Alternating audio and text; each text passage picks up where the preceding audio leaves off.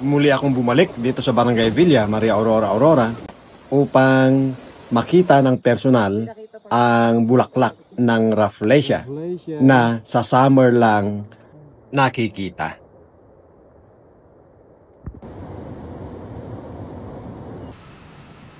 Malapit lang yung kanyang location. Yun nga lang, hindi ko pwedeng ipakita yung paano pagpunta rito para hindi dumugin ng mga tao. Kasi pinoprotektahan yung area. Eto na, paakyat na kami sa bundok upang puntahan yung mga Rafflesia. Rafflesia. Eto. Rafflesia. At eto na, nakita ko rin ng personal ang mga Rafflesia. Wala na, palipas na.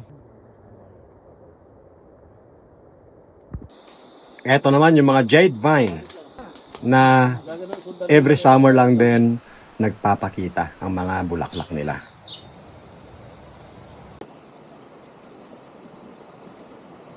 Pagkababa namin ay nag-decide kami na puntahan ang magkatabing falls ng Villa.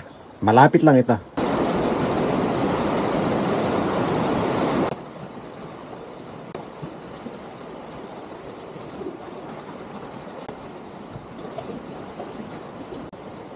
At heto na nga, for the second time ay narating ko ang Inaloyongan at Tres Agtas Falls dito sa Barangay Villa, Maria Aurora.